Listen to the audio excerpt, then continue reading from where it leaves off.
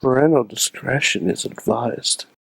Find yourself in the Beachview area of Pittsburgh? Check out the official pizza of this show, Slice on Broadway, sharing an abnormal obsession with pizza we can relate to. Check them out at sliceonbroadway.com and tell them this show sent you. Want to have your business or podcast featured on the show? Contact us at info@sorgatronmedia.com. Subject line, advertising.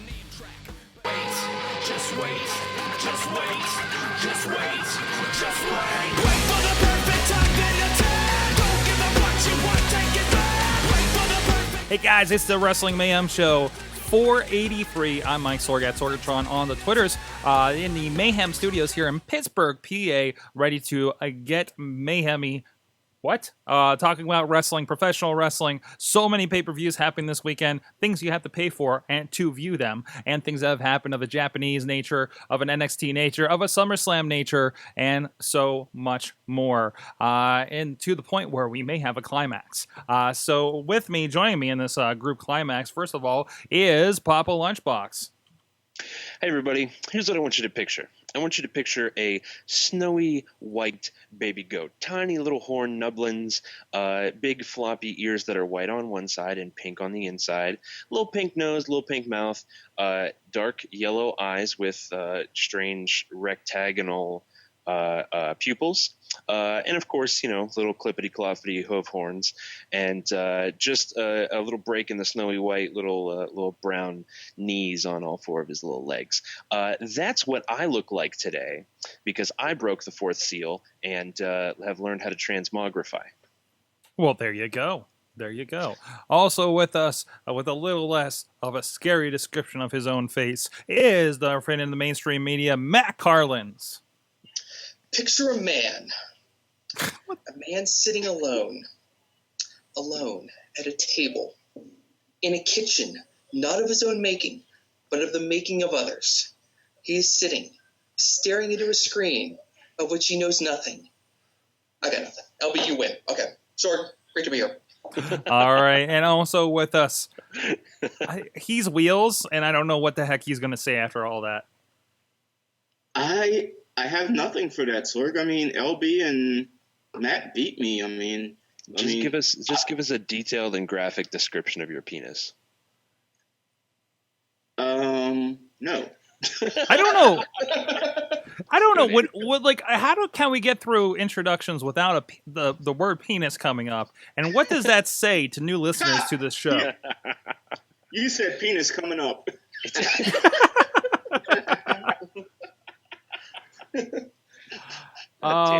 Okay, all right. But this is your Wrestling Mayhem Show. We're talking pro wrestling. We're gonna have some fun here. We're gonna talk SummerSlam, NXT Takeover, and so much more. But of course, you can check us out at WrestlingMayhemShow.com. You can subscribe to us. You can check out many ways you can support the show, and you can drop us a line at 412-206-WMS0 or that email address. Good times at WrestlingMayhemShow.com. Please check out our friend BasicSickness.com with the fine music introducing you to the show. And please also check us out on Patreon, patreon.com/WrestlingMayhemShow. Just like our great friends supporting the show, including Mr. Antonio Garza, Ciro, TheWrestlingRevolution.com, and of course, Diggity! Woo! There they are. Longtime supporters. They are our bosses. We go to them. What do you like about the show? You can hit us up, and you can do that too at patreon.com/Wrestling Mayhem Show. You get exclusive content, Gold State of the Mayhem Show, and so much more. Just a little bit. If you dig the show, that's one way you can do it. So let's get into the wrestling and the mayhems and the wrestling with our first topic. Hey, there's a slam coming up this Sunday. It's a SummerSlam, and apparently it's WrestleMania. I don't know. It's 4 hours because when Triple H announced it was 4 hours, or reiterated last night at the beginning of Raw, I feel like he said that in the same tone where he said, "I can't believe we do 3 hours of freaking Raw on the Stone Cold podcast." So, like, I think there's a little bit of, "Yep, we're doing 4 hours, guys." So there's that. Well, let's first start on that point. What do you guys think about this becoming a 4-hour pay-per-view? Do you feel like that elevates it a little bit to be a WrestleMania on top of all this card and everything, or is this kind of stretching it a little too far, just like we have with Raw for several years? LB? Is this extra hour going on to the beginning or the end? It starts at 7, so yeah, at the beginning. Is it the beginning? Okay, acceptable, because I cannot handle another hour at the end of a pay-per-view. Right, exactly. A lot of people have to go to work the next day, right? Yeah, I'm one of those people. Yeah. I think it's part of me likes it because it kind of takes me from let's just have people over to watch the pay-per-view to, wow, a 4-hour pay-per-view. Maybe we should have the grill ready. Maybe we should make some hot dogs. Maybe I should the whole fucking day together. We should blow up the inflatable pool and set up the badminton net. I mean, I don't know. I just start to get a little bit crazy. So I tell you what, it kind of ruined my schedule because I was going to go to a wrestling show before it that starts at 2:00, and I don't know if I'll have time to do that now. To be quite honest, like this kind of like eats into the rest of your day. So sorry, indies for one thing, right? But that is half of a regular work shift. I work 8 hours a day. I could spend half of that watching one pay-per-view. You know what? And Raw kind of feels like half of that workday as it is, right? So sometimes. Yeah. But anyways, so I mean, what are they filling that with though? Wrestling, hopefully. I think they're even having a pre-show. That's the scarier thing. They are having a pre-show? I think that's what I heard. And I mean, if that's 4 hours plus a half-hour pre-show. No, it's an hour. Can I blow my face off now? No, it's an hour. No, it's an hour. Okay. I really want to blow my face off then. You want to? I mean, I don't think it's. I love wrestling, and I work for wrestling companies, and just all the craziness that WWE has. 4 hours plus. Triple H, I'll meet you down the road and we'll both have a cold one or something because you're going to need it after this. There are 10. Isn't that kind of what this is all about? This is all about WWE testing our love for wrestling. That's kind of like why they expanded Raw to 3 hours. How much do you love wrestling? We know you like this. Do you love 3 hours of it every Monday? Okay, we know you guys like wrestling. Will you subscribe to a 24-hour, 7-day-a-week network that is nothing but wrestling? Okay, we know you love wrestling. Will you let us expand SummerSlam to an extra hour? And where do we go after this, Sword? What's next? I mean, intravenous can we drip. just assume that this is going to be 4-hour SummerSlams from here going forward if WWE has their way? I think if the experiment works, yes. And because I think they want. What if they do get to that point where we have a second WrestleMania? That's more money for them, right? This becomes something that happens in bigger and bigger venues. Maybe they start having it in smaller outside stadiums. It's the middle of summer. That's easier. Now you can do. We've been saying like, well, could they do WrestleMania in Heinz Field here in Pittsburgh? They could do a SummerSlam. Yeah, it definitely opens up a lot of cold weather markets that you normally wouldn't even consider for an outdoor WrestleMania. You could just do SummerSlam. Yeah, exactly. So I think as far as that goes, no, I think that's what the experiment is certainly leading to. Wheels, you got something? What I was going to say is, plus, I mean, this whole weekend you're dealing with so many other things. They're going to be showing you content from the new game because every SummerSlam they bring out the new features and things from the new WWE video game. So, of course, they're going to have somebody outside the venue with a ring. Plus, you'll have ESPN there. And so this is the summertime WrestleMania. It is. With the celebrities, certainly. With the ESPN is really making it important. And, of course, it is in New York. That helps, too. And we were discussing that a little bit last night. How much is it helping that it's in New York versus L.A.? But it was a big deal for L.A., too. It was like every year they go to the Staples Center. But I think they're just kind of changing the vibe of that maybe a little bit. So let's get to the card itself. A lot happening here. I think I just counted 10 matches real quick on this. So let's do the rundown. What you guys think? Kind of quick picks and thoughts on this if we can. First of all, Kevin Owens versus Cesaro. This could be a show stealer the entire night. And the top of the card looks amazing too. Hey, Sorg, who wins? We win. That's right. The right fans win. As long as this doesn't turn into Daniel Bryan versus Sheamus, we all win, certainly. This. Oh, could you imagine? Go ahead, Matt. Sorg gave me flashbacks. 8-second matches, so just cracked me up there for a second. That's funny. But I was going to say, you're right, Matt. This match, I mean, I can't pick a winner because basically we are all the winners watching that match. Because I look for just what the triple threats they were having lately, they were pretty good. They made Randy Orton look pretty good with it. But these two alone is going to steal the show.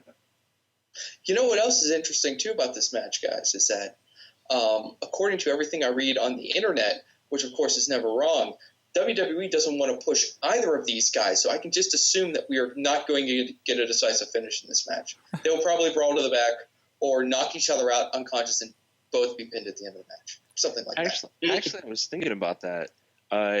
Kevin Owens absolutely has to win this match, because if he doesn't win this match, the entire internet is going to shit their collective pants about how he's not getting pushed anymore, and he's so damaged after his John Cena feud, and oh god, my dick hurts because Kevin Owens didn't win a match. Cesaro, on the other hand, if he loses, it's just par for the course. Right, sorry. I was sneaking a slice of pizza in there. I just sat here and had a moment where I tried to think of who's going to win the match now, and I'm just kind of like, I really can't picture either man winning. That's where WWE has driven me to this point now, where I cannot see either one of these wrestlers who I enjoy very much winning a match. All right, we'll skip that one because really we do all win. Match. Sorg, did you take a pizza break? Yes, I took a pizza break. I haven't eaten yet. Anyways, okay. It's all right. I was hoping you were gonna keep going. So okay, we got like a three-way threesome thon with the ladies, of course. I don't know, what do you call this? It's a 9 diva tag team match. Wait, what? Something like that. Elimination style. I don't think this is something that's necessarily going to feature anybody, but damn, they've all been featured very well over the last few weeks, haven't they? Yes. And they're all being featured. This isn't the clusterfuck thing that when we throw everybody in a Divas Battle Royal at WrestleMania. I think this is going to be good for them. Is it? What? Well, I mean, it doesn't seem to be the kind of... I don't know if it's the perfect environment for all 9 of these girls to kind of shine. And I'm kind of thinking, too, how much time they might actually get on a 4-hour show with 10 matches now that I'm trying to ponder this. We're talking what? Like, we're talking probably around 10 minutes for 9 girls. It doesn't compute. In an elimination format where they're going by team, so one person gets pinned or submitted, and that team is eliminated. So you got that going for you. But think about what happens in an 8-man 4-way tag team match, and how well that gets featured. If that has that kind of vibe, I think this will be. It's going to be a lot of spots, but I think that could do something, right? It's going to be interesting. Certainly. Again, I think we might all win pretty well on that too. It's not the bathroom break anymore, for one thing. No, it isn't. No way. In something I'll tell you what match that is whenever we get to it. Okay. Is it going to be Dolph Ziggler versus Rusev? Hell no. This match is awesome. I've been really thoroughly enjoying this over the past few months. It's a real feud, and it's over relationships, and it's not stupid. right? It's not an idiotic, oh, you stole my man. It's like there's more subtext to the damn thing, right? And That's exactly I love the it. word I was going to use. Yeah, I love it. subtext. Will, You look at it. Will, I know Look at you watch telenovelas. This has to be familiar with you. Absolutely, I do. Where everything looks like it's covered in a thin layer of grease because they use cameras that are only produced for telenovelas. Yes, that's correct. Exactly right. Exactly. So, looking forward to that one. Also, with up next, some guy named Brock Lesnar against Undertaker, or something. Who's this now? What? It's Who's this Brock Lesnar. Lesnar. Right. It's right, Nar. right. He's Swedish. Bork Laser. That's the one. Now for this one, I want a prediction. Okay. From I think I know some people disagree with me because they think something else is going to happen, but I think Brock wins. Taker goes away. I agree. This is Taker's last match. Sorry, guys. No Sting. Yeah, because honestly, I mean, Taker's looking good, but I don't think you could handle another match, one more match, especially after going against Brock. I mean, so honestly, let him go out with I was going to say a dignified loss, but losing to Brock twice isn't really dignified, but at least losing to him would be better than losing to Sting, who lost to Triple H. Mm-hmm. He's going to go out in the same venue that he came in at because Undertaker's first match was SummerSlam. Was it SummerSlam, right? I believe it was Survivor Series. Fuck, you're right. It was Survivor Series. Shit, my whole theory is blown out of the water. There goes the symmetry. That is no exaggeration. I have no clue who's going to win now. I was confident. Well, while you think about it, I will say that I really like this. Is a very common theory, but I really do think it's the right way to go. Brock wins. Undertaker disappears for another 6 to 7 months, comes back, and they do it again at WrestleMania. Okay. So with the rubber match, huh? Well, the rubber match or like the consolation match. I don't know. Okay. Retain some shred of dignity for Undertaker match. I don't know how it works. Okay, and of course, we also got Randy Orton versus Sheamus. That's a bathroom break. Bathroom break. Who wins? Our bladder. They're just not exciting together. Although that tag match, I thought they had a lot going on this last week. So, but they don't seem to be able to carry it themselves. So, sorry. Title. Randy's great, but he's always wrestling Sheamus. Yeah, exactly. John Cena and Seth Rollins. I think this is going to be a fun match. I kind of want Seth to win this, but the more and more I think about this, I'm with some of the discussion. It's going to be a funny finish. I really think Taker Brock is going to be your main event. That usually means the title gets a squirrely finish, doesn't it? Anybody think differently? Yeah. Sorg, I sent you an email. Okay. And I'll just ask the question here because I asked on Twitter too because I need this answered for me. If Sheamus cashes in during this match, okay, and he gets the pin or the submission, does he win both titles or does he only win the world title? Ooh. Good question. I think it's only the world title. Okay. I think the contract in the briefcase would explicitly state, well, only for the world title. See, because that's where it gets interesting. So because, you think? Okay, hypothetically, I spent way too much time thinking about this. Hypothetically, Sheamus could cash in during the match, enter the match, pin John Cena. John Cena leaves with the U.S. title. Seth Rollins, who is not involved in the finish, loses the world title. Wow, John Cena yeah. defeated and retains. I like that. That makes me feel good. And there's a cameo by Jen Carlins. All right, next match. There's just so many freaking matches on here. 3-way again. Here we go. Ryback, Dan Hooven's favorite, against Big Show and Miz. We were talking about on Raw Wrap-Up about this might be the pre-show match. I think it would be okay if that's the case. Yeah. So I think it'd be okay if they removed it completely from the show. yeah, that'd be nice too. That'd be nice too. Next up, of course, the Wyatts versus the Shield. Ambrose and Reigns. Which, hey, they had great chemistry before when they were doing tag match. So why not, right? Yeah. At least they got them in there. Sure. All right. Oh wait, we got the Shield. Roman. We got what the has Shield happened face to you, going. Roman Reigns? He's Ambrose's big buddy, and that's okay. Would you want to see? I don't want to see the breakup, but would you? Yeah, all the soccer moms want to know if everyone's favorite bromance is going to break up at SummerSlam. No. This is the greatest buddy cop wrestling team that I've seen in a while, and I hope they stick around. So, Yeah.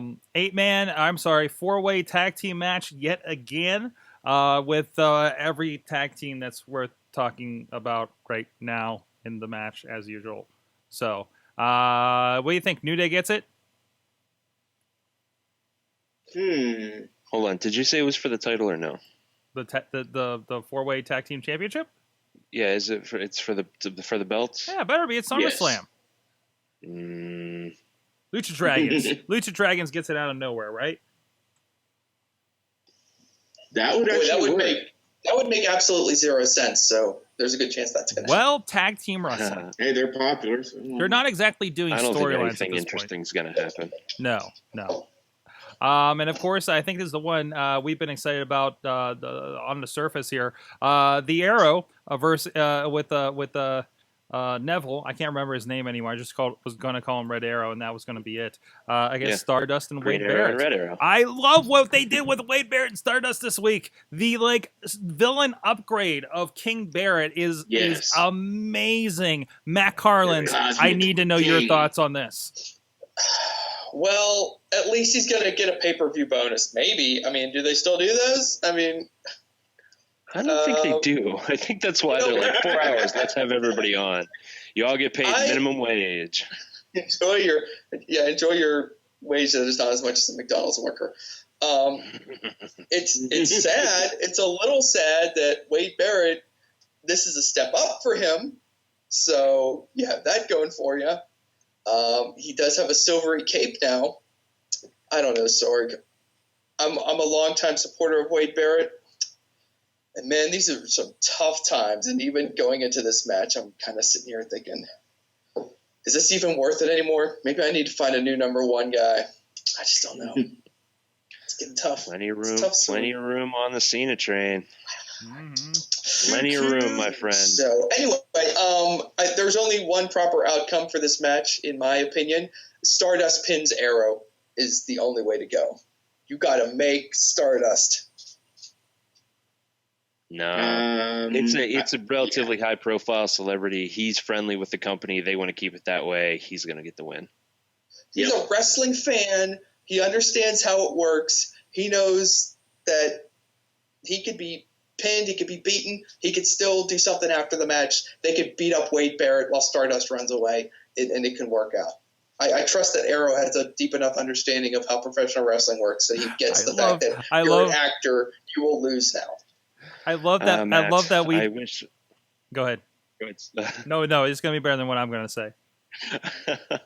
I wish that I still had your sense of hope and joy in the world, that these things are possible, that joy is still a possibility while watching professional wrestling. I hope you're right. I hope for your sake, for your yet unbroken spirit, that you are correct. I actually have to agree with LB. I mean, I see Arrow winning this. I mean, with what exactly? I would like for you to describe this offensive maneuver that the Arrow will use, besides jumping on top of someone after Neville does all the work. I was just going to say that. I was just going to say after Neville hits the Red Arrow, Amel goes for the pin. I want to There you know, do you think Arrow will be better than Maria Menounos at WrestleMania? Yes. Really? Oh, certainly. She was pretty certainly. good. Yeah, She was definitely. good. She was good, but I think he's going to be more impressive. I think we're going to have a Hugh Jackman punch out moment with him. Yes. Oh God, I still get hard when I think about that. It was so good. I love that your display lady in the background never responds because I know she can probably hear whatever you're saying to us. That's really fucking weird. Yeah, but just the things that I say. Yeah, exactly. This is just normal talk. So, well, I think that's all of this. Oh, hey, Jon Stewart. I've been saying for weeks now that I really expected Jon Stewart's next major gig to be a show on WWE Network. I didn't expect You're it to right. be the show of August on the WWE Network, so I wasn't wrong. So I'm very excited to get one of these It right. just shows they listen to us. There you go. That's amazing. And I can't wait to see what happens with that. So, hey, maybe he's a part of that main event with the title, considering the history there. Yeah, a little Hmm. kicking Seth Rollins' Taint. taint. Sure. He's I was trying to hosting, think of- which usually means matchmaker of some sort, right? You know, they usually get involved. Oh, yeah, The Rock yeah, did get make it- involved make when it he a hosted. stipulation. Make a stipulation, something like that. No holds barred, something. Make it a news desk on a pole match. I don't know. Whatever. Make it a break your news match. Break your news match. There you go. So with that, let us know your thoughts on SummerSlam. I think it's going to be fun. I think it's the most exciting we've had for a while as far as wrestling goes for WWE in a show like this. It's been building for a while, and let's see how it goes. 4 hours. I want this to work because I want SummerSlam to come to Pittsburgh. That's my selfish need there. So, and I love the synchronized everybody nodding on the screens to my left. So, Works for radio, doesn't it?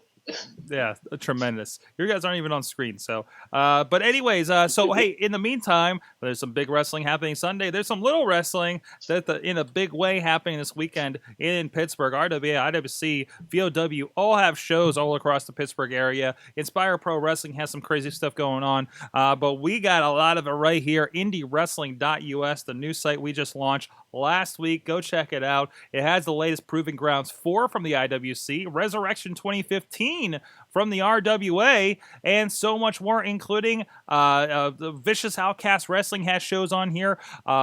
Virgil, the Legend of Virgil, and his traveling merchandise table is represented on here as well as some great titles from Prime Wrestling, including Best of Shima Zion, better known as DJ Z, Matt Cross, better known as Son of Havoc, Gregory Iron, Jimmy Jacobs, so much more. Check it out and follow us on the social media. Sign up for the newsletter. Sign up for the Twitter, the Facebook, the Instagram, and keep an eye out for coupon codes daily. You never know what's going to come out, and clips from what we have going on in video land. So there's some clips up there right now from Vicious Outcast Wrestling, and a little preview of something that happened there at VOW's show this past weekend as well with Super Oprah. Check it out, IndieWrestling.us, and check all of that out. And support the show, support indie wrestling. So next up, let's talk about NXT Takeover, the show that will happen to be happening while two indie wrestling shows that I'm involved with in some fashion are happening here. As the weekend of Too Much Wrestling continues, this is also in the Barclays Center, which is not a small venue. It is the place we're having SummerSlam. It is, do we know, is it 17,000, 13,000 in that venue? Something like that? I think 13,000, I feel. It's 13,000 for Takeover. 13,000 for Takeover. Sold out. First time they've had the Takeover show not at Full Sail University in Florida. It is sold out. This is their secondary, only on, for the most part, I know you can find it other places, only on WWE Network, and it's sold out 13,000 tickets. Now, granted, that's the same weekend as SummerSlam, so there's a lot of people already in town. A lot of people may be already in town. I don't think 13,000 people were going to Ring of Honor. Let's be honest, right? So how much that hurts them, Probably not that much. They don't have that draw, and they have national television. Okay. I don't know. I genuinely couldn't tell you one top star in Ring of Honor right now. I don't know who's active in there anymore. Okay. I just have no idea. Yeah. Okay. That's fine. I mean, but you don't follow that, which is interesting because you're the ones brought Ring of Honor to me. That's And- true. and- That's and- true. That was a long time ago, though. That was a very long time ago. You're like, who is this Samoa Joe guy? Who's this Samoan Joe person? Samoan Joe, exactly. But now, also interesting, the Takeover not advertised anywhere on the front page right now at WWE.com. Nowhere am I seeing this. Oh, thank goodness they're sold out. Yeah, good thing they're sold out, and we want to plug them on the network or something, maybe. But I don't know. What do you think? This is crazy. The NXT experiment is still exploding, and this card is absolutely amazing. We have, of course, top of the card is going to be Baylor and Kevin Owens. First of all, do you think this is just going to solidify? I feel it's just going to solidify Finn Baylor, probably, right? Yeah. Yup. I mean, why put the belt back on Owens with his run up in Raw and SmackDown and all that stuff? I mean, what you want? Your product is doing well enough on its own without it being up on a Raw or a SmackDown, or if Superstars is even still going. Mm-hmm. So, I mean, keep it on Balor and let him build up more until he's ready for the main roster. Right. What do you think, Matt? I know you're big on the NXT side. How do you feel going into this biggest of NXT events? It's going to be interesting just because of the crowd. I don't think the matches feel predictable to me, but that doesn't necessarily mean they're going to be bad. Mm-hmm. But I think the top of the card is pretty clear where they're going with things with Baylor and Owens and with Bayley and Sasha Banks. I think maybe the tag title match is probably the most high-profile toss-up. And, I'll take that back, too, because Baron Corbin versus Samoa Joe, I won't even wager a guess on which way they're going to take that one. Perhaps off a cliff, perhaps not. And so there's some interesting matches on the undercard now that I'm sitting here thinking about it, but the top of the card feels kind of predictable. But, yeah, it's going to be interesting to see. It's going to be interesting to see the crowd and just whether the dynamic changes.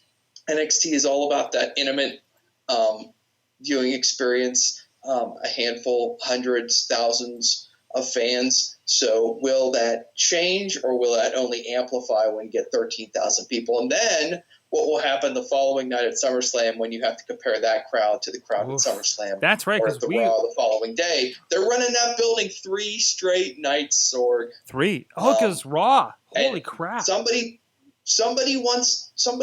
wrestling smarty pants once told me 3 straight nights in the same building, not a good idea. But they're going to try it, so we'll see how it goes. They're going to burn out all of New York City. Triple H, but also remember how many people are coming into New York City too. So I think it's gonna still. Don't we also have this with WrestleMania? They do Hall of Fame. Granted, it's not a wrestling show, but they do Hall of Fame. They do this. Are we gonna get, when we get back to WrestleMania season? Are we gonna get a Friday night takeover, then Hall of Fame, then WrestleMania, then Raw? Is it going to be a 4-night stand and whatever in Dallas, Texas this next year? Depends where Ring of Honor is holding their show, sorry. Yeah, that's true. But fantastic poster going around. Triple H was tweeting out. They did an old-timey one, the Battle for Brooklyn. This is awesome.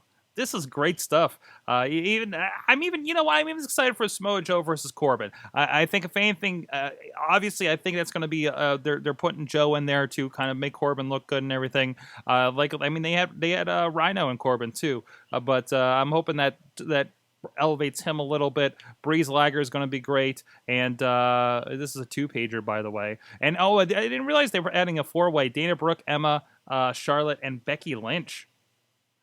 Yeah, I'm having a hard time telling if that's actually even going to be televised, Sorg. I'm looking at some of those bottom of the match cards. Obviously, Apollo Crews, the former Uhaa Nation is going to be televised Right. against Ty Dillinger, Sorg. Ty Dillinger, holy crap. Woo, Eva it's gonna be Marie and good. Carmella, Bull Dempsey and Elias. Whoa, whoa, whoa, whoa, whoa, whoa! Uh-huh. What? Mhm. Wait a minute. Did you just catch a sight of the Drifter, Sorg? The Drifter is going to debut? Or not maybe debut, but his name is on the card. A former Logan Shulo, a friend of the show, is on the poster going around. Shulo. What? Against Bull Dempsey. What? Here's hoping. Yeah, I guess. There is speculation that this might be maybe they don't show the entire takeover, but maybe they'll record some of these matches also for the coming episodes of NXT. Because really, when are they going to record? Although, did they just have tapings, or maybe that's what they did? I heard that maybe they did tapings as well just now, like this past week. I'm not sure where they are on the tapings. I did remember hearing something about There's that they pictures. taped at least one episode to get them through this Thursday. Oh, so. okay. So they just stuck that in there. But still, I mean, it is a very interesting spot. Some say, well, this is like the TNA problem, how they tape things in a weird forward order. And they never had this on Saturday. It's been just a replacement show for them, and they usually kind of do a couple days stand of NXT tapings after whatever takeover show, right? That'll be interesting. I think I'll be curious to see how they handle that. It was very interesting and semi-awkward the way they handled over WrestleMania, for instance. So I think that's interesting as well. But we'll see. I'm looking forward to watching Takeover when I get back at 3 a.m. Saturday night from the multiple wrestling shows that I'm helping to cover. So Say that again. Definitely. wow, yeah, I don't think I'm making it to that indie show. It's not happening, man. You know what? We should just come That's over. okay. I gotta work it. You gotta work it. Oh no! You just watch this on your phone while the other one's happening, right? You're like, I just take all the wrestling in. It's okay. All right. Just watch whatever wrestling is in front of you, and when that wrestling is over, get up, walk to the nearest other wrestling, sit and watch that. And when that's over, get up and watch the next nearest wrestling thing. Just spend all your money on wrestling this weekend, folks. Did you get all that, Preferably Wheels? the tiny wrestling shows near you. Did you get all that, Wheels? Yes, I did. Okay. All right. Yeah. I will probably die of heat stroke from Sunday, so it's okay. It's all right. It's all right. All right, guys. Stay hydrated, man. Stay hydrated. Also, you can stay hydrated with the gooiness of the cheesiness from Slice on Broadway at That's not true. sliceonbroadway.com. What's that?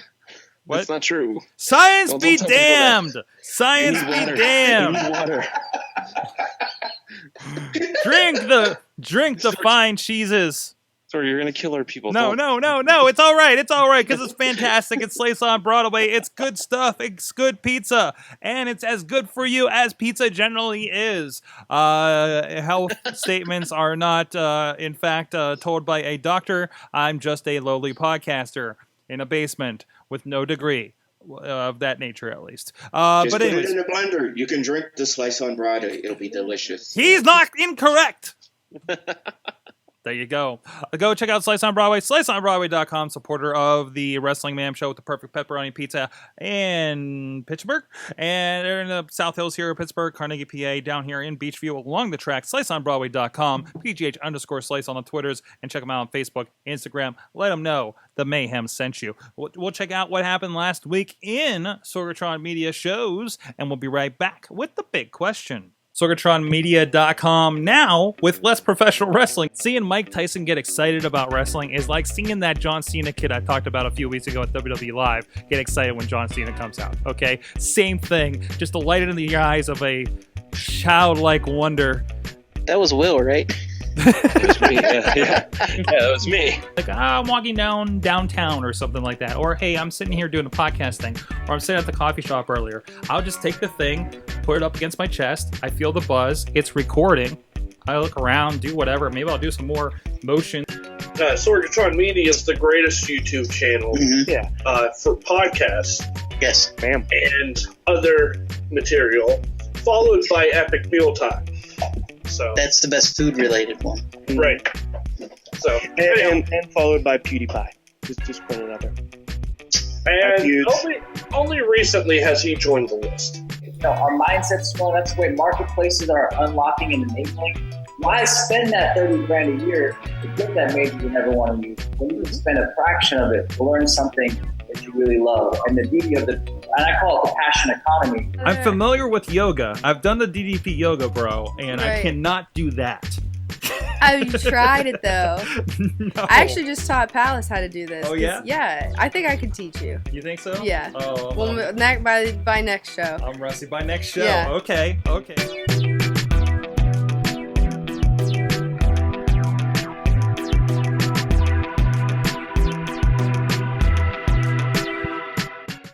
All right, check out that so much more at sorgatronmedia.com. And even a live podcast. This week we have a live from PodCamp Pittsburgh X.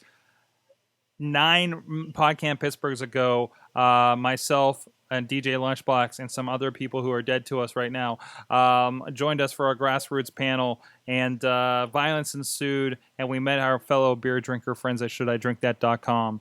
So go check out our return there with the Awesome Cast this year, awesomecast.net. But that compatriot also has the big question. Yes. Yes, that's true. That's true. And this week's big question is cause for celebration. Okay. Because we hit a milestone with the big question, which I didn't realize until I compiled all of the big questions today.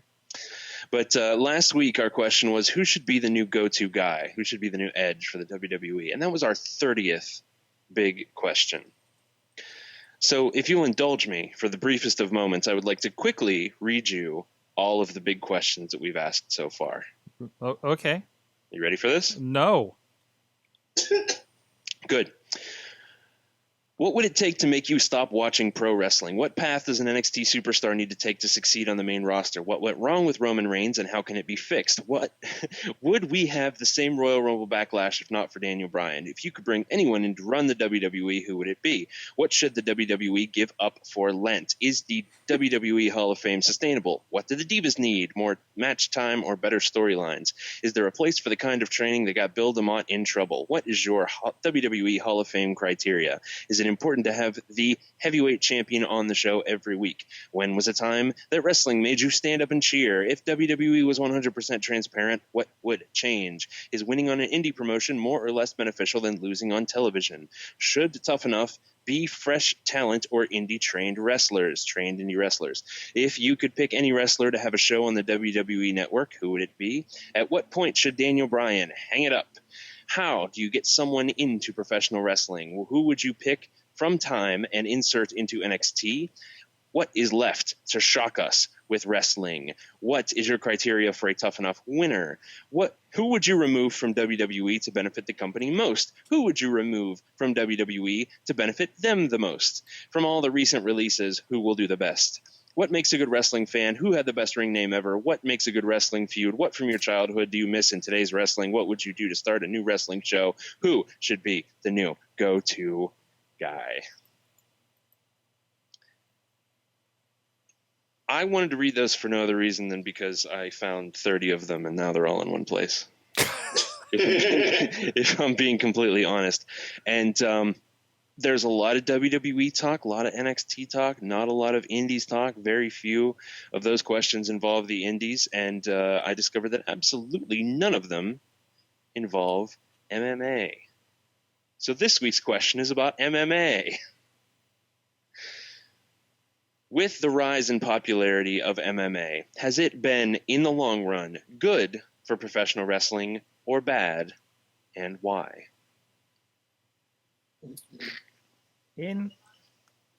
I think inconsequential. You think it hasn't affected professional wrestling in the slightest? Not to the degree you think. I don't think people are stopping to watch WWE, watch pro wrestling because they're going to MMA. I think because they're just not watching wrestling. Some are going to MMA, but no, I don't think it's a direct correlation.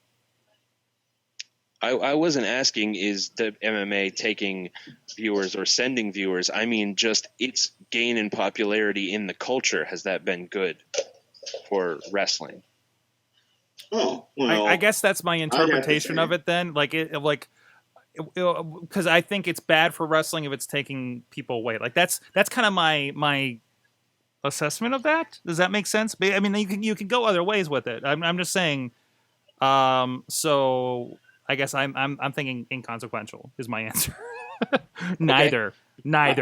I think honestly, it's in a way working hand in hand now with each other. Of your Ronda Rousey's, your guy formerly known as CM Punk's, and your Brock Lesnar's. With both actually coming together, you have Dana White talking about wrestling when he doesn't even really have to, because what's it have to do with him really? But it's making him talk, and which is putting it out there. So it's helping each other. So it's like it's not hurting or each other. So I think it's a good thing for both sides. Okay. What about you, Matt? I think MMA's rise has been bad for professional wrestling, and the biggest reason that I feel that way is because MMA is sapping, is pulling away from the talent pool of potential professional wrestlers. A lot of these guys who get into MMA because it's a logical progression for them from when they're either a wrestler in college or some other kind of skilled combat sport amateur. 10 or 15 years ago, they might have looked at their career options and felt like they were a little bit limited, especially if you're an amateur wrestler, like Kurt Angle or someone like that. Nowadays, instead of being like, well, I guess I can be a professional wrestler, you can say, well, here is the next logical step for me. It's not to go into professional wrestling. I can still remain, in a legitimate competitive athletic endeavor, and I could just take the next step to MMA. I can go pro in my chosen field when I was a college athlete. So for me, that's the biggest impact that MMA has had. It's eating away at the talent pool for professional wrestling. Okay. LB? I think that the rise of MMA has been good. It's taken the place that other wrestling promotions had formerly as competition for the WWE. Everybody knows that the WWE in general thrives when it has some kind of competition. And then you do have, like Wheel said, Ronda Rousey comes over, does a thing on Wrestlemania, makes national headlines. Brock Lesnar does quite well he does well in the WWE, goes and has an MMA career, comes back to the WWE, and he's more popular and famous than ever on his return. So much so that he can have basically a completely do whatever you want multi-million-dollar contract, which he did when he first started back. So I think it's good for everybody. I think the MMA is reminding people about the brutality that they enjoyed in the 90s. And like I said, there's the whole competition angle, which absolutely needs to happen for WWE to succeed. I wish more professional wrestlers were like Brock Lesnar or like Bobby Lashley and had the courage to commit more of themselves to trying to do MMA. And I wish more MMA guys who had big personalities would take an honest look at professional wrestling and be like, you know what, I can step away from MMA and WWE will train me at this performance center and I'll give this a shot for a year or two and I'll rest my body and then I'll go and I'll go back to MMA. It may sound weird, but in Japan, it happens semi-frequently from what I hear. They really help. It's not that unusual, and it's actually almost kind of accepted over there. They really help each other at that point, don't they? In a way. And I think that goes along with Mad Mike's answer, actually. He says UFC doesn't have any impact on WWE save for Ronda Rousey, if anything, making WWE more popular just by being there and being a fan. So I think that legitimizes, and I think that has the same effect as, more so, of course, because she's an individual sports star. But I think just as like the Pittsburgh Steelers being at ringside and maybe being involved, Ben Roethlisberger when he did a thing, right? That brings that over, brings that crowd over. But again, I think it's I don't think people are sliding from one to the other in mass.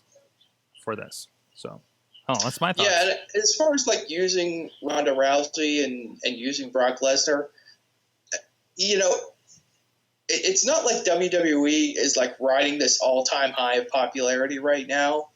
I mean, if anything, you could make a case they're kind of in a lull right now, even though they are associated with Brock and they're trying to do this thing with Ronda and make that work. Mm-hmm. So, I mean, are they getting a UFC bump? It doesn't really feel like they are.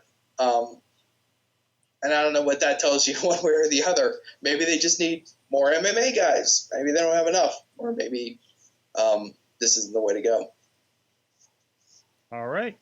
And now I've just asked another question. Sorry about that. No questions during the big question. That should be a rule. Well, let us know what you think. Of course, the big question, hashtag WMS Big Question on the Twitters, at Mayhem Show. Follow at Mayhem Show, and you would have a chance to win this week. Vicious Outcast Wrestling, who's having a pair of shows. They had one this past weekend. We're talking with Dutters about how that one went. And they're having one down in Brownsville, PA, Matinee Massacre, I believe it was called, ViciousOutcastWrestling.com. But we're going to give away, if you're participating with us on this week's big question about MMA and WWE, Queen of the Ring 2015, half of the show that happened here in May. All ladies wrestling all the time. You can pick it up, or you can go pick up the digital download at indiewrestling.us for $4.99. And that's your prize for the big question from indiewrestling.us this week. So thanks, Will. Awesome question. As usual. Let's... Thanks, Sword. So on that note, hey guys, I want to remind you, hey, we make a lot of podcasts around here. We make a lot that you guys are into. We make a lot that are geeky. We make a lot that are into subjects that we are into. And I want to remind you that we also do have a production arm here at Sorgatron Media, and which is going to get a little different name, I think, in the near future. But we do help if you have a podcast you want to start, if you're in a business, or if you want to do. Remember, we do documentaries around here too. We've done a lot of promotional work. So if you're looking for something with a little bit of a different flavor, please hit us up, sorgatronmedia.com. Hit that contact form, find out more about our services, and we'll help you make something awesome and maybe mayhemy if you'd like it that way too. So check that out. Okay, now we do have some emails here. I want to touch on them real quick, and then we're going to get to the climax with Matt Carlins. That should be your what we'll call your segment here. But first, okay. Mad Mike put an email in here, and he says, "My fellow Mayhem Americans, it's Tuesday night, and no wait, this is you. I forgot damn it, I screwed up, didn't I? Can I read my email? Can I read my email, sir? Yeah, you can read your email. I was supposed to read his. Well, we swapped segments, so then Mad Mike's didn't apply anymore. Then I forgot to read it. So we'll touch on this. Matt, because you didn't know you were going to be on the show because you had a thing at the last minute I wanted you to add. What did you have to say in the fan mail? I'll skip the first paragraph because I kind of addressed that earlier in the SummerSlam preview. But I did say, my fellow Mayhem Americans, It's Tuesday night. And it's on, like, Neckbone. What the hell? And they're like, what? Am I the only other person who remembers when that was a thing? No, this is the discussion on Twitter last night. It's on, like, Neckbone, Sorg. Yes. I'm not helping you. Wheels, you and me, right? Yep, you got it. It's good. I think we were informed by our friend Vaughn Johnson out there in Philly that's been on the show before at Philly.com that we're just too late to understand. Or I am, I guess. That sounds about right. Yeah. Okay. Brother. Anyway, blah, blah, blah, SummerSlam, John Cena, what a brilliant idea, beats Cena, but he loses nothing while Rollins loses everything. It's just like the feud with Owens. Anyway, and then I said, I'd also like to mention that there's only about 30 more days until Nikki's title reign reaches 300 days and this stupid charade comes to an end. I'd also like to express my endless gratitude to our savior, Stephanie McMahon, for the gift of women's wrestling. Why are these girls fighting again? Oh, well, who cares? Thanks, Steph. That's all I really have. It's about competition, baby. It's about competition, baby. Competition. It's better than what they had before. I know, Sorg. I just was kind of looking for a little narrative, just a little narrative. What's hard to have a narrative when you have 9 girls involved in an angle too? A 9-woman narrative. That's right. All right, let's see what Mad Mike wanted to say about celebrities, kind of on top of what we were extending last week, I think a little bit here, and then we'll get back to the climax with Matt Carlins. So it's gonna be your new podcast, I feel. So he says That's a great idea. Jon Stewart and Stephen Amell now both having prominent roles on SummerSlam, and there being some contention about their involvement, I feel I need to come to their defense. Do you know that Amell, Stewart, Cena, and Rollins have in common? They're all huge wrestling fans. They love watching the product as much as we do. If they are in the position to enhance the product as well as help give what they love a much-needed shot in the arm promotion-wise, why wouldn't they do it? Well, they're probably also getting paid well, too. The same can be said for David Arquette. He just wanted to give WCW a bigger platform by doing Ready to Rumble. And they did that. Everything that happened afterwards was a result of his managing, and Arquette himself said it was a stupid idea. He even donated the money he got from the championship and pay-per-views to the families of Brian Pillman and Owen Hart. Celebrity is a must-have in pop culture for exposure. The only reason we heard about Lucha Underground in the first place is because it was put out by Robert Rodriguez, who, you guessed it, is a huge wrestling fan. Not every celebrity involvement is a good thing, obviously, but not every wrestler has bettered the business either. If it wasn't for Andy Kaufman, the world wouldn't know Jerry Lawler as much. Ditto for Mike Tyson and Steve Austin, Dennis Rodman, Jay Leno, and the NWO. Hell, even Sofia Vergara showing up at PWG gave them some good exposure. So next time you hate on a celebrity showing up on Raw, remember that without celebrities, WrestleMania would have just been Starrcade without any of the memorable moments. White Alchemist ending transmission. And this applies to Indy too. IWC this weekend is going to have Mark Madden there, which you guys know from WCW back in the day on commentary, of course, and some really ridiculous moments. But locally, he's the drive home radio guy on the X, right? Bubba the Bulldog, another, you can say, a local celebrity, again on the radio in the morning, is going to be in the War Games match. When we were doing Resolution, when I got to be a part of that on the camera crew up there with Prime Wrestling, they would have their local celebrities. I forget if these guys were radio or TV locally, but one of them got kicked in the face by somebody, I mean, and that creates buzz around the product, even at that level. And again, it's some being done well, some being done wrong, but whatever helps, right? And yes, there's good and bad ways to do it, but it's part of pro wrestling, and that marriage has been happening ever since 1984 in WrestleMania 1. I think I made the comment in there, if it wasn't for, this started with Mr. T, Liberace, and Muhammad Ali, and if it wasn't for them, you guys wouldn't even probably be watching wrestling right now in the same vein. Thoughts? Wow. Okay, 2 thoughts. Okay. First of all, just to be a smartass,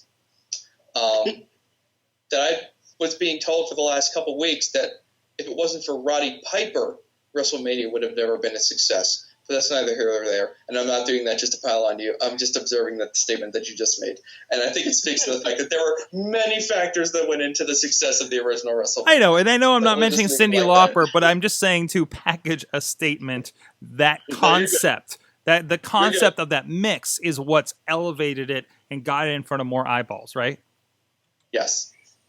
Second thing I will say, and this probably goes back to, all right, I had no idea who Stephen Amell was before he showed up on my professional wrestling television program. He could have literally stood in my kitchen and would have had no clue who he was. So celebrities are great. Celebrities are necessary in professional wrestling, especially WWE's brand of professional wrestling. But Sorg, I just had no freaking clue who Stephen Amell was. I know you don't. I understand that. But Arrow is one of the hotter shows on television right now. And I know it's not one you watch. You are into more highbrow entertainment like Pittsburgh Pirates baseball. I get that. I understand that, okay? It gets into my sports ball, Sorg. I mean, you got your sports ball. I haven't been invested in a real sport for well over a year at this point. So I'm very excited about Stephen Amell. Yes. But anyways. And I'm not bagging on people who love their episodic television. I understand. I mean, well, I don't understand, but it's okay. I respect. Listen. I'm sorry. And this is the way it's always going to be. Episodic television has been my thing, so I've never been much for the primetime, series thing. That's just me. I'm sorry. We can't. It's okay. We can't. Send me your hate mail. Send me your tweets. I want to feel it. I'm sorry. We can't all just watch pro wrestling in the evening news, okay? That's right. But if you are, make sure you watch KDKA Channel 2 for some particular reason. I don't know. There are people out there who only watch pro wrestling in the evening news. Those are not happy people. No, they're not. No, they are not. They are not. They are not. Any other thoughts on celebrity before we move on? This is your last take before this big event. And then we'll tell. Nope. Nope, not happening. All right, let's get into the climax with Matt Carlins. I love saying it. Yes. So, you've been talking about this. Did we talk about this on the show? I can't recall. I was on your couch. So, does the climax climaxed? 5 months ago, the G1 Climax had just begun, and I was on. No, it wasn't that long ago. That was a long climax. It was a very long climax. That's like some kind of record. I'm glad Dutters didn't stick around for this. All right. Listen, Sorg, they do this thing over in Japan, in New Japan Professional Wrestling. They've got this thing called the G1. Oh, those kooky Japanese. Or the G1 Climax. The climax, G1 Climax may just be the final show. I don't know. These things escape me sometimes. And G1 is this big tournament. They do it every year. All the Japanese wrestling guys get a big old hard on for this every single year it comes around. So finally, I'm like, you know what? This year, I have access to this. I can go on to New Japan World. I can consume this tournament. I'm going to watch this damn tournament. I'm going to see what it's all about. So it started when was I on your couch, Sorg? 3 weeks ago? I don't know. Feels like a long time I don't know. When's that last time? When is that last time we got angry? It had already begun when I was on your couch, and it just ended on Sunday morning. I think the G in G1 stands for grind, because this is a grind to get through. This thing went forever. But that doesn't mean that it was a bad thing. It was a very enjoyable thing to consume. The point is, they have this tournament. It goes forever. The way they structured these shows, which I guess was slightly different than the way they've done it in years past, it was kind of like half of the show was undercard tag team matches, and they would split the tournament into two groups. So you got A block, you got B block, and they would only do tournament matches from the A block on one show, and then the guys on the B block would do multi-man tag matches on the undercard, and then the next show they would just flip it, and they would do B block tournament matches. A block guys get to take it easy a little bit. So you basically have these, 3 to 4 hour professional wrestling shows that are going on 4 or 5 times a week that you can watch live as they happen in the dead of the morning around, 5, 6, 7 in the morning on New Japan World. So this was kind of like what I was trying to do. The nice thing about this is that, first of all, once I got started, I immediately recognized that to watch the undercard matches was a fool's errand. I wanted no part of that. It was not going to help me enjoy the tournament. So just stick to the tournament matches, stick to everything from intermission on. So that cuts the shows down to about 2 hours or so. Even that, you're still dealing with 4 or 5 times a week when you have to catch these shows. It was very difficult to keep up with this, Sorg. There are many shows that I missed, some that I missed entirely, others that I just kind of I only have enough time, I'll just catch the top 2 matches on the thing, and then I'll just listen to a podcast later on. Thankfully, a guy up in Canada that a lot of you guys may have heard of named John Pollock, he likes to torture himself even more than I do, and he watches the entire shows, and he does was doing a daily podcast with these shows and telling everybody what's going on and updating the standings. So I watched this tournament. I watched this whole bloody tournament, Sorg, and it was really awesome. The wrestling was really great, but it was tough to keep up with. But I managed to do it, and I was rewarded on Sunday, and I got to watch the G1 Climax in the big finals. Hiroshi Tanahashi versus everyone's favorite Shinsuke Nakamura, and Japanese John Cena got it done. Tanahashi wins again, and he is the winner. And from what I've heard, he will get a shot at the IWGP World Heavyweight Championship, which is held by another one of my boys, Okada. Kazuja, forget it. Okada. Sorg, any questions? No, but just a reminder, like, why is this a big deal? And it's a crazy huge tournament. I mean, this is something that some of the greats, Hulk Hogan, Andre the Giant, part winners of this in the 80s, and it's something that continues on. And definitely, as far as, as we're becoming a world wrestling fandom, it seems it's happening right now between this and the exposure to Lucha Underground to that side of the world. And I think a lot of people are going to want to check out what's happening south of the border there as well. I think it's just, we've all been enamored with the history here. And I think it's really cool that, Matt, you've had that opportunity to check this out. I'm having enough trouble keeping track of what's here on America on my television. There was a lot of good stuff, Sorg, and it is kind of a lot of people have trouble kind of making that leap and checking it out. They're worried about the language barrier. Of course, I don't care. I mean, I think the Japanese announcer is better than most English announcers that I listen to, and I don't understand a word he's saying. You hear the emotion, right? More enjoying when I don't know what they're saying. Like Triple A and Lucha Libre and stuff like that. I love that shit. It's all just screams and, we're calm now. Okay, now get excited. Oh, there we go. AJ Styles was far and away, in my opinion, the star of the tournament. If you have to seek out one match from this G1 tournament, I would go find AJ Styles versus Hiroshi Tanahashi.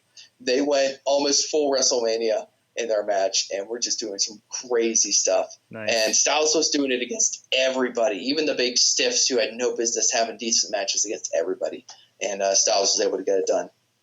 Sorg, all the great inroads, all the great things happening for us as American wrestling fans have been a result of huge companies from outside the United States making inroads into this country. AAA has been the driving force behind Lucha Underground. That was awesome. And New Japan Pro Wrestling, slowly but surely, is nibbling away at the United States professional wrestling fans and gobbling us up one at a time.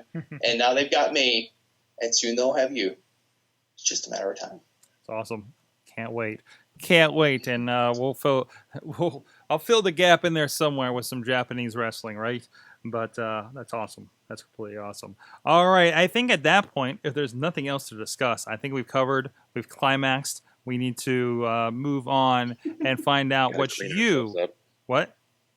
Got to clean ourselves up now. Clean ourselves up, wipe it down with a napkin, and tell us, what did you learn from wrestling this week? How about you, Wheels?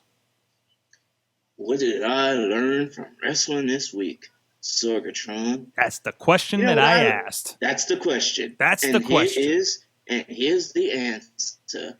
I have learned, I am going to quote what I said on the Facebooks, that I learned that Mr. EC3 is a pretty damn cool dude. Because I just sat at his table watching the show. He came out, scared the living daylights out of me. Said, "Hey, watching my table?" I'm like, "Yeah." He's like, "Well, thank you." So that's what I learned. Wrestlers are cool. Okay. All right. What about you, Matt Carlins? What did you learn from wrestling this week? I learned from wrestling this week, and I didn't even realize this when this was happening, but everyone loved Eva Marie, past tense. It was in a Total Divas promo. They informed me that in the past, everyone loved Eva Marie. I don't remember that being exactly how it went, Sorg, but that's what I was told, so that's what I learned. Awesome. DJ Lunchbox! Sorg, this week on Professional Wrestling, I learned that comics improve everything. Wade Barrett's better than ever. You got this Stardust finally hitting his stride as a singles competitor. We got good stuff going on, and a lot of it is thanks to comics. This week I learned, of course, I was at PodCamp Pittsburgh, as I mentioned before. Really cool to kind of close that circle. And oh, hey, I forgot to mention it about that. LB, we did a thing. We did do a thing. We did a thing where we did a panel with our friend Doug from Should I Drink That, with our friend John Carmen from the former G-Spod, which I hope will resurrect any day now. That would be amazing. Because PodCamp has that kind of magic. But you can check that out. It's posted, podcamppittsburgh.com, and find out our thoughts on podcasting there with our friends. And Justin Kanacki. So, which is the grandfather of you watching video on the internet all the time. Correct. Something to be desired. Let me tell you, that shit holds up. Really? Yeah, that holds up. Go and watch it. Okay, and maybe especially the baristas, where I have a director credit on a couple episodes. Exactly. I love if you watch one of those. But anyways, I learned I forgot what I was going to say. It had to do with PodCamp. Yes, it's wrestling is universal. Wrestling is universal. I just love. Because everything, I didn't really kind of promote myself as I'm a person that does business, blah, blah, blah. I do a wrestling podcast, and I do all this other stuff. You know, I actually pretty poorly introduced myself in most of my sessions, I realized this weekend. But I had a lot going on a little bit. But I loved running the entire event. I'm not running the entire event, sir. I'm running around the entire event. Busy running. Okay, you were busy running the tech for the entire event. I don't know about that. Is that fair to say? No. There's wonderful IT people there at Point Park University. There's our friends they were from worthless because they were fantastic. Worthless. You don't know what they did on Sunday. I'll tell you what they did on Sunday, and it's pretty fantastic. But no, it's just a very universal. I had some great conversations, and I love. You ever have the conversation with? Like I had somebody come up to me and said, how do they determine who's going to win conversation? Have you guys had this?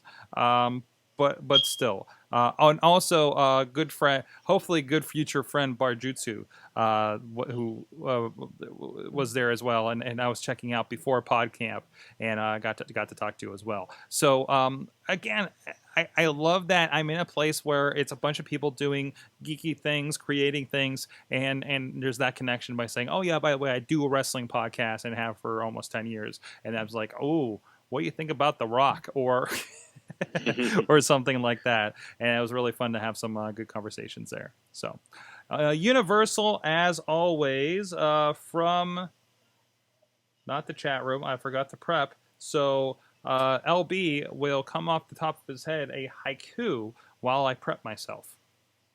I'm not going to do that, actually, but if you want me to talk about something creative that I work on, I will talk to you briefly about Panel Riot. Panel Riot is your source on Sorgatron Media for comic and comic book related discussions. This week, we are examining all things Iron Man, and by all things, I mean a super tiny slice of Iron Man. We're going to look at 3 eras of Iron Man comics and read them and review them. Thank you for that additional plug to fill in while I prep this because I forgot to because I'm getting into the tired mode.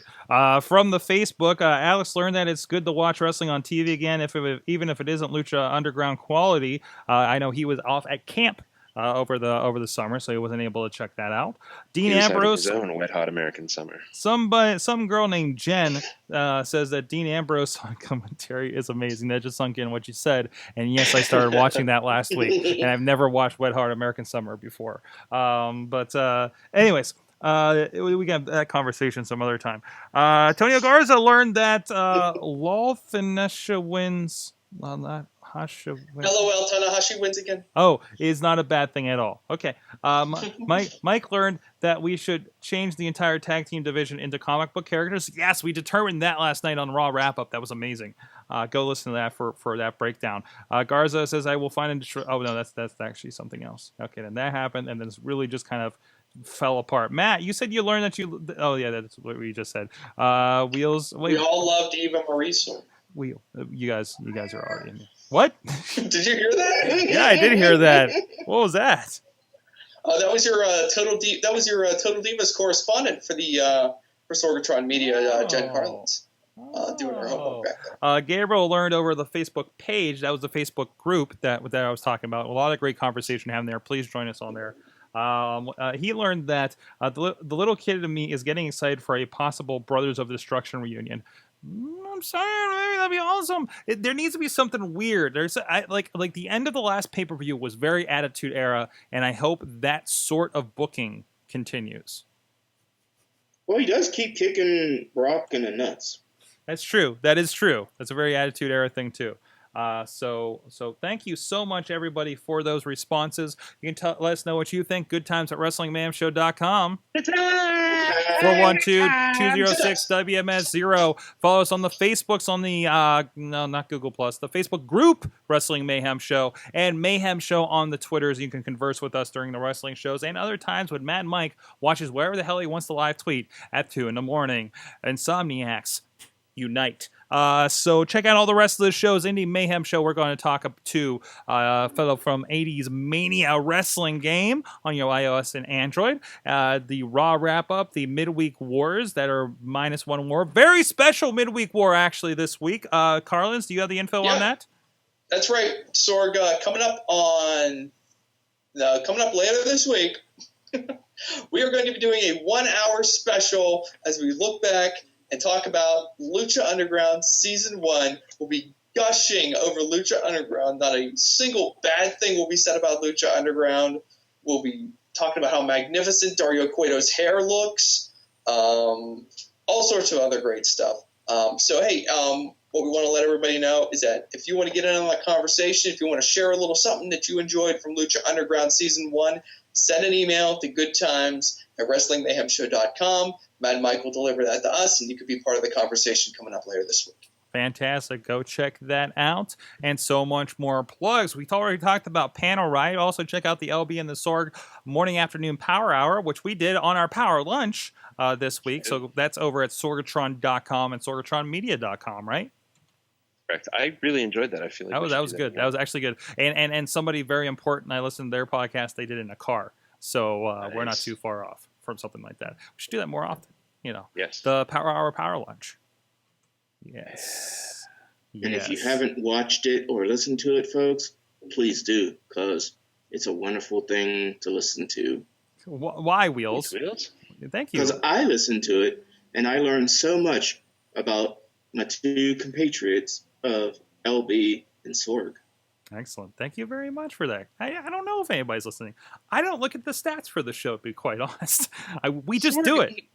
We just do You're it. the only one who's supposed to look at the stats. Oh, you don't know. That's a laid-back podcast. Look at the stats, Sorg. No, I'd rather not know. And then get somebody like Wheels. I'm going to go log in to talk shoe myself. Look at the stats then. Because I just remembered I have that login. Just check out everything WrestlingMayhemShow.com. Don't forget the Spreaker as well. And please subscribe to this show. Please comment. So more people can find us. You don't know how much that is. Don't just comment on us. If you listen to a bunch of other podcasts, wrestling or otherwise, you please log into iTunes and comment, or comment on the YouTube if you find us on the video version here.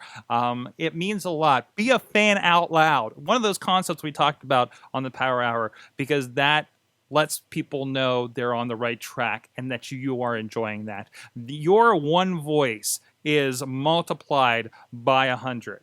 And that's so important to creators out there. And I want to encourage you to help other creators, not just us and our egos or whatever, but seriously, help other creators, especially LB over there doing a fantastic job on the Panel Ride. And also, don't leave crappy comments on news websites so Matt Carlins can be happy too. He's at Mainstream Matt on the Twitter. Yeah, don't do that, please. and don't call a newsroom assignment desk and ask what's wrong with the sound on your TV. We are not the Maytag, man. We cannot fix your shit. All right? I get it. You're lonely. You want someone to talk to. It's okay. Are we complaining about misdirected customer calls? I'm not the fucking circulation department. And we'll see that Hot Wheels. Hot Wheels RWA, RWALive.com. He's the sound guy over there. He's involved pretty well with the Renegade Wrestling Alliance. They have a show this Saturday in West Newton, PA. It is Aggression 2015, and it's G-Raver and G-Raver's last match with the group against Gory, friends of the show. We had a great interview with them, Generation Dead on Indie Mayhem Show. Looking forward to it. What Ray Wheels? There's an R in there. Yeah. Well, no, there's no R in mine. Sorg? Hot Wheels RWA. Okay, that's where I got you. Okay, that's where, there's a Z and an R, and it confused me. Okay, I'm looking at it on the big screen, and it confused the shit out of me. Okay, all right. Okay, so you're a little confused. Okay, I'll forgive you this time. But thank you very much. So with that, hey, get out of here. Mayhem out. Just wait. Wait for the perfect time, then attack. Don't give up what you want, take it back. Wait for the perfect. This show is a member of the Sorgatron Media Podcast Network. Find out more at sorgatronmedia.com.